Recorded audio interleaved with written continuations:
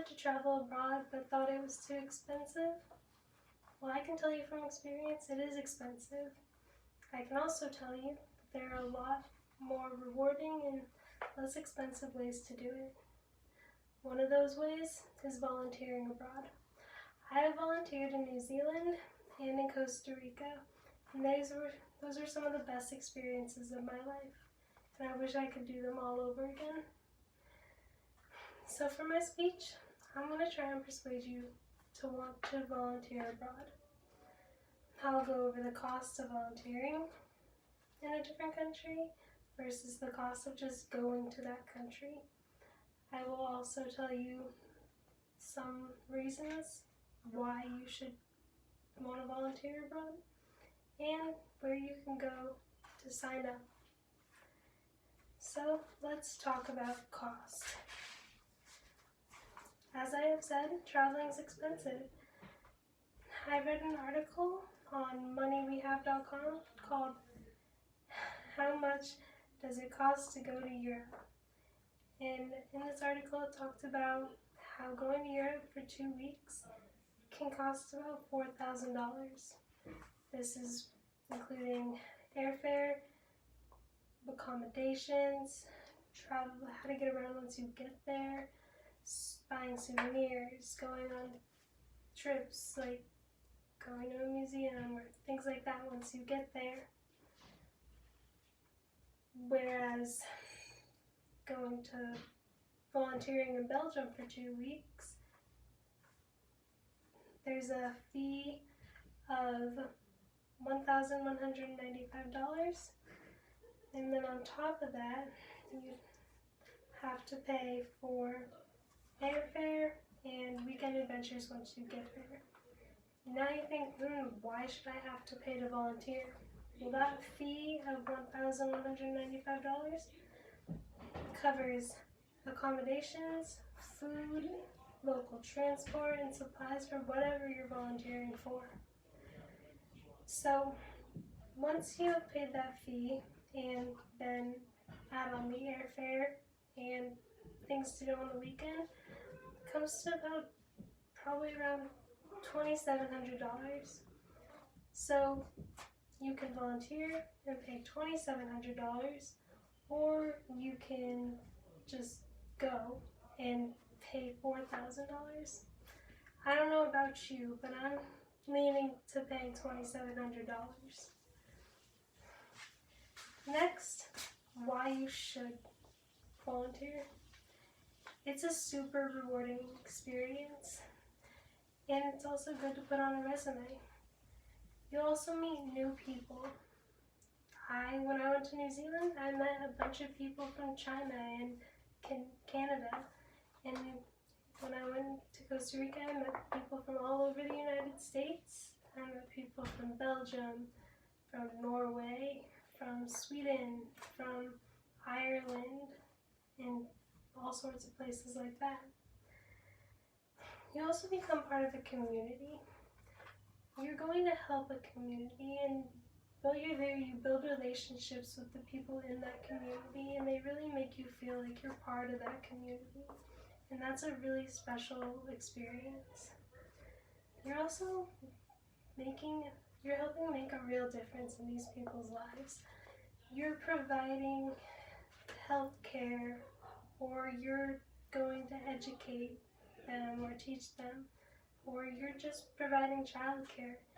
If you weren't there helping these people or providing these services, then these people wouldn't have access to things like that, and so that really makes a big difference in their lives.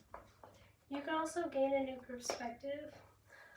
A lot of us have all these first world problems that we are dealing with, but you go to these other places and you really realize that we are so lucky to have all the luxuries we have, such as hot water and Western plumbing and great sewage systems. When I was in Costa Rica, I took cold showers for a month, and we couldn't flush toilet paper because their sewage systems were so poor. So yeah, what we have, we are super lucky to have. But you may think, oh God, I don't want to live in that kind of situation. but the experiences you get while you're there are amazing.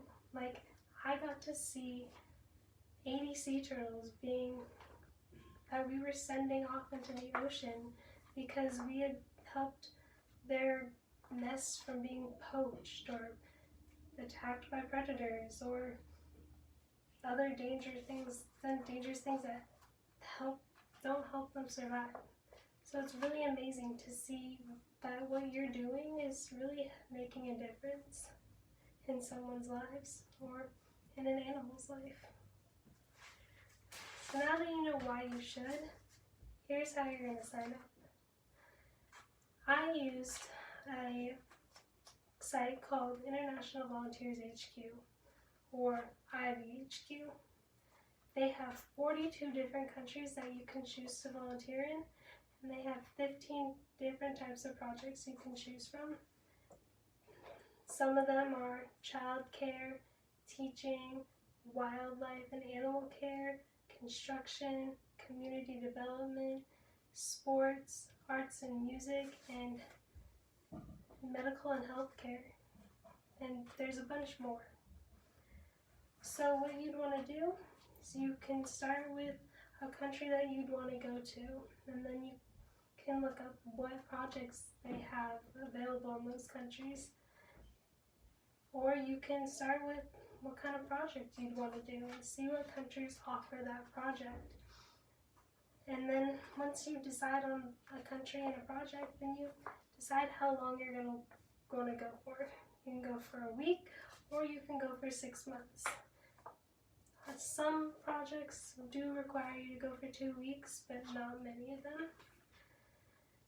And if you're not sure what you want to do, you can read about it. Every project in every country has a different thing telling you all about it.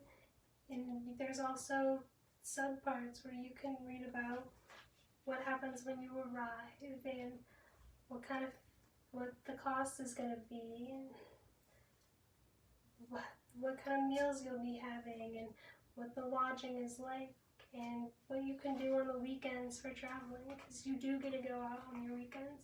Like, I was volunteering, but I also went ziplining and kayaking, and I went on weekend trips to Tamarindo and Jaco and got to do a bunch of fun things like that. So you do have a lot of free time, even though you are volunteering. You only work for about 4 hours a day. There's also reviews written by people who have volunteered before. There's also photos that people have posted from these projects and videos talking about the projects. So there's a lot of ways and information that you have to look at before you decide.